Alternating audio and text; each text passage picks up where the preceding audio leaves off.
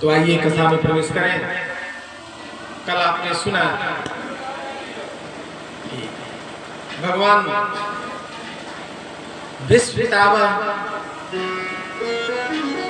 से युधिष्ठिर को मिलवाए। युधिष्ठिर जी का जो भी प्रश्न था भीष्म जी ने समाधान किया और भीष्म भगवान में विलीन हो गए। भगवान द्वारिका को गए और यही कथा कल विराम ली थी। भगवान के जाने के बाद उत्तरा के गर्भ में जो परीक्षित पल रहा था उसका जन्म हुआ।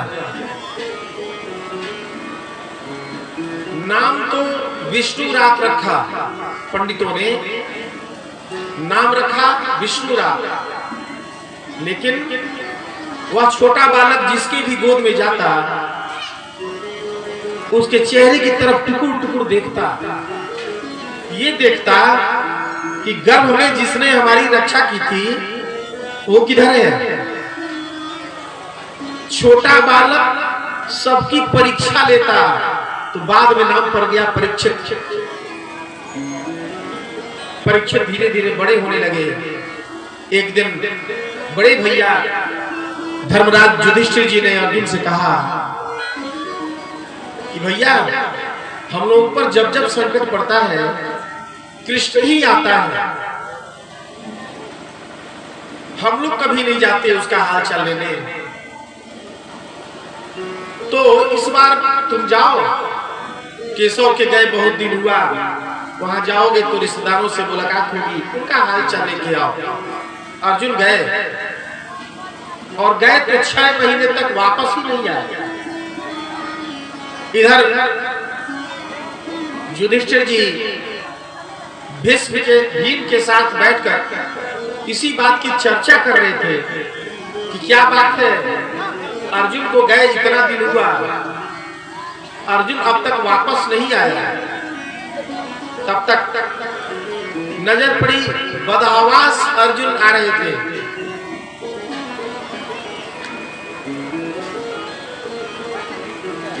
दौड़ के भीम और युधिष्ठिर अर्जुन के पास गए। बड़े भैया युधिष्ठिर ने छोटे भैया अर्जुन से पूछा, स्वस्थ तो हो, तुम्हारा चेहरा इतना उड़ा उड़ा क्यों है।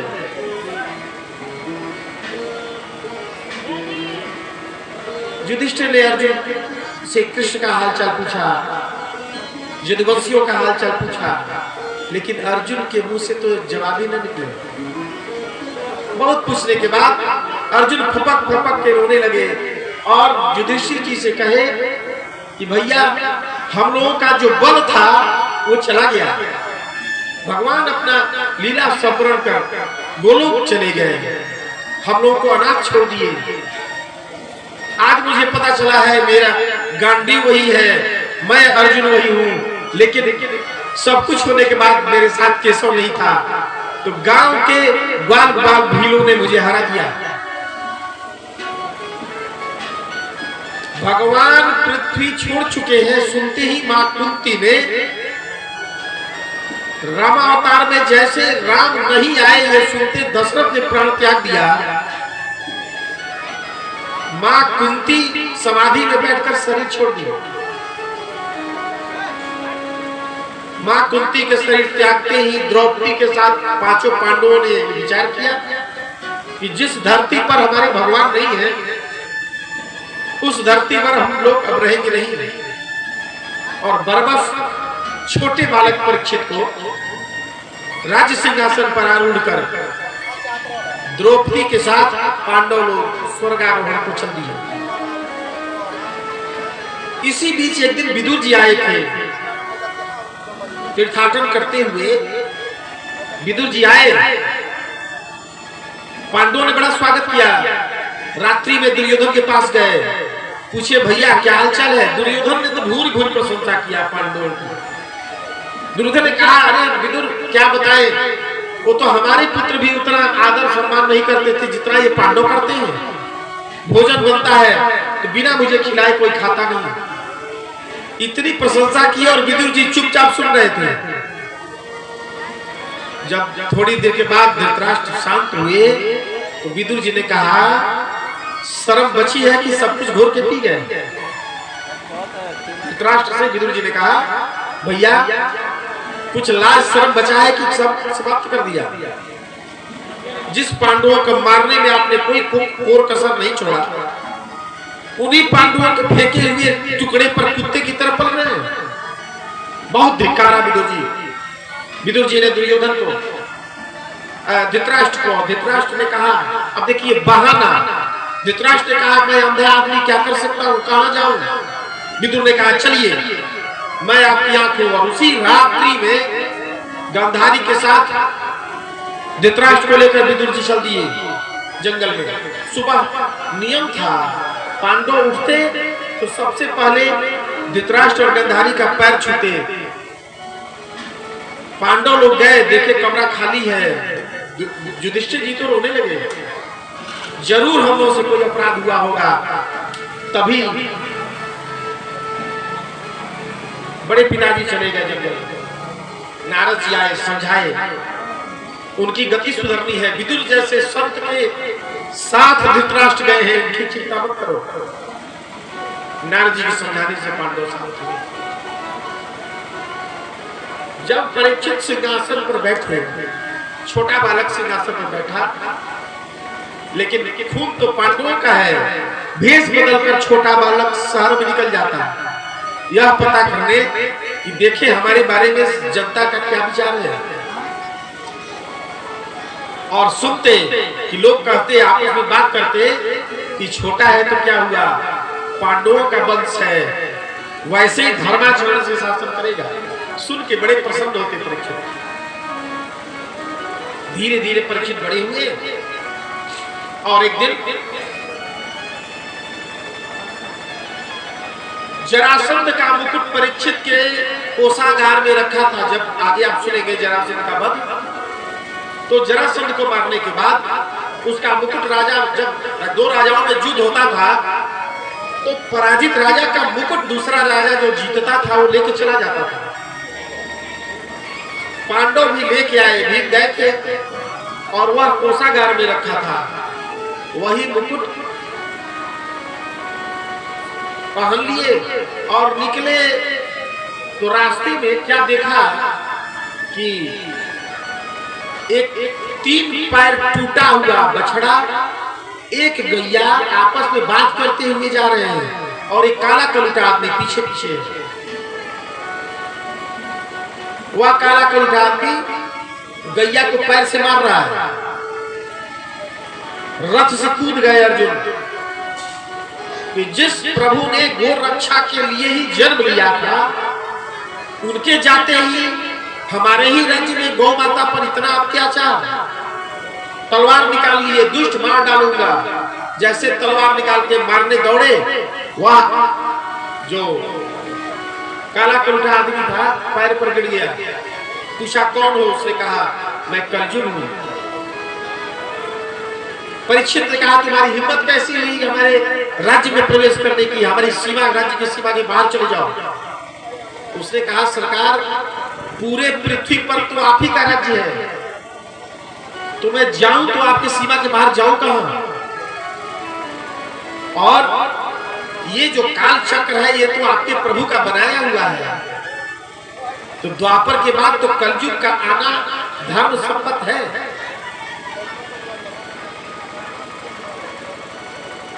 तो मुझे तो रहना ही पड़ेगा। पूछा बताओ तुम्हारे में कितने दोष और कितने गुण हैं? कलजुग ने कहा सरकार दोष उसकी चर्चा न करिए, दोष इतने हैं कि गिनाते गिनाते थक जाएंगे, फिर भी दोष पूरा नहीं होगा, इतने दोष है हमारे में। एक गुण है कहिए तो बता दें। तो परीक्षित ने कहा ठीक है जो गुण है पहले वही बता दो।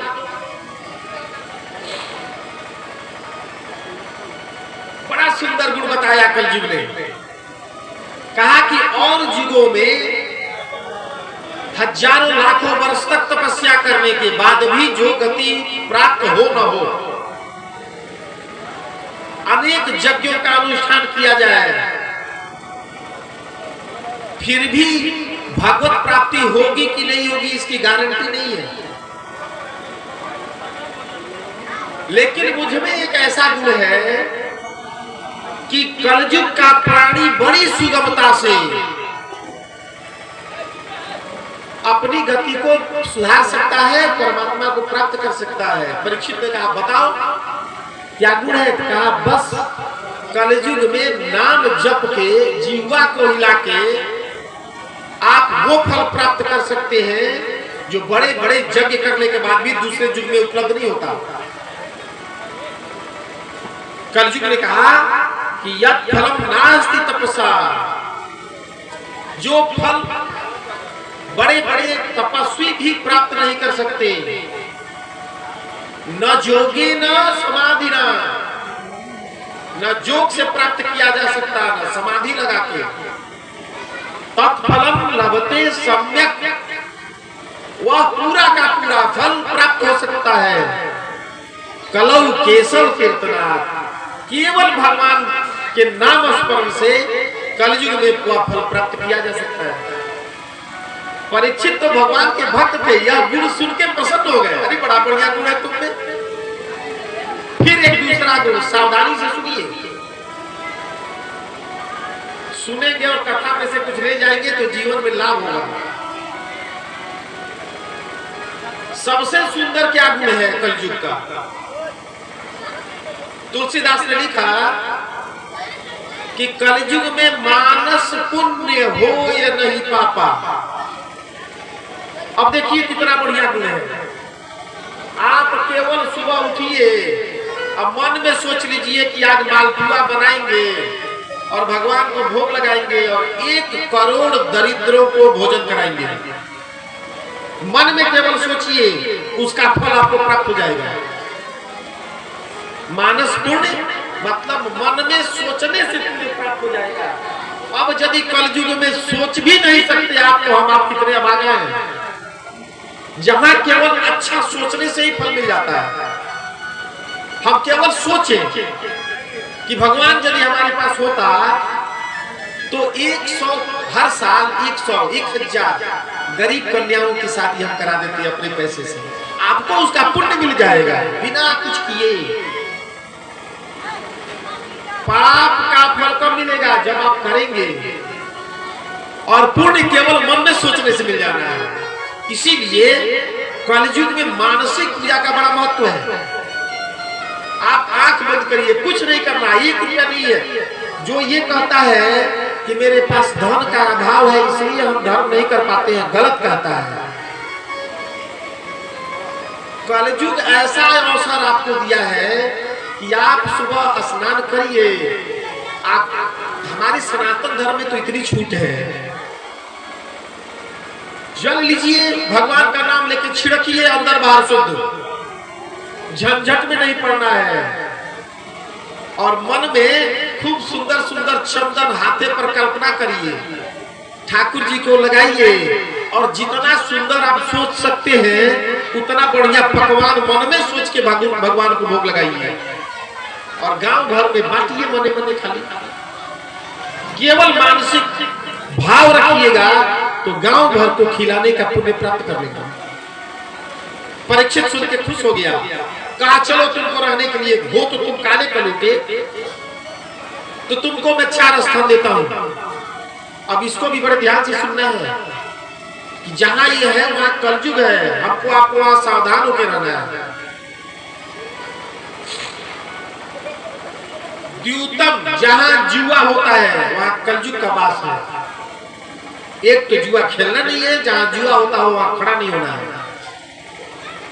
पानम, मदिरा पान, जो नशा करता है उससे दूर रहिए, खुद तो करिए ही मत।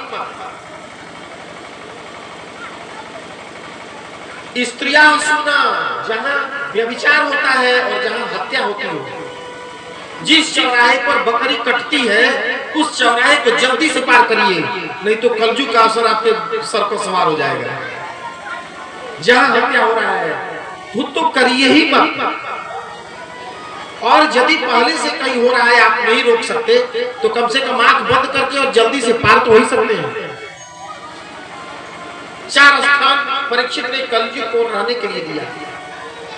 कलयुग हाथ जोड़ के कहा, सरकार परिवार बड़ा है, आप मेरा शकल देख के सब गंदा गंदा जगह दे दिए रहने के लिए, कोई सुंदर भी दीजिए ताकि पिकनिक मनाना होगा तो वहां जाएंगे। अब इतना परिचित खुश थे कलयुग के गुण पर, कह दिए जाओ स्वर्ण में तुम्हारा निवास है। और सुनते ही मुकुट में प्रवेश तो कर गया। सोने का जो मुकुट पहने थे, एक तो पापी के धन का था और दूसरे कलयुग का प्रवेश हो गया।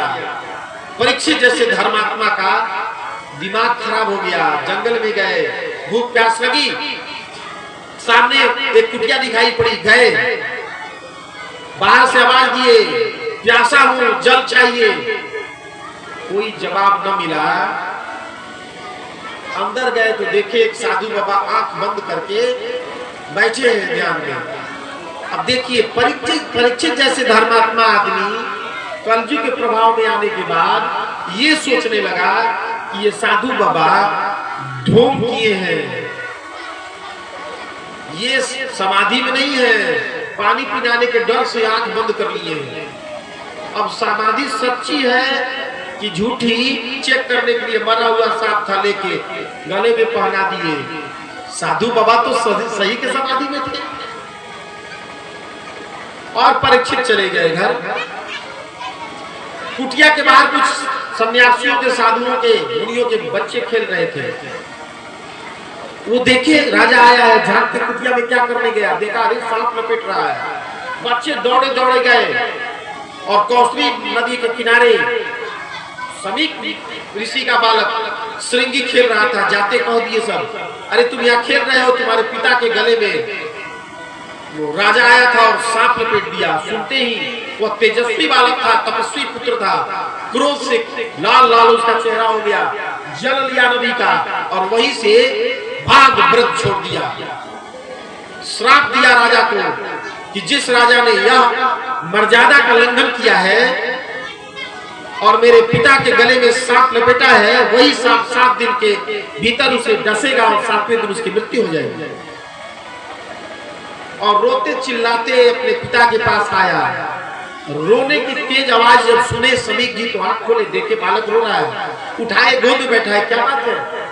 तो कहा कि देखिए आपके गले में राजा सांप लपेट दिया है। देखे उठा के फेंक, अरे मरा हुआ सांप है, कोई बात नहीं, आओ। तो कहा नहीं लपेटा है तो मैंने भी राजा को उचित दंड दिया है। समीक ऋषि ने पूछा, पुत्र क्या किया?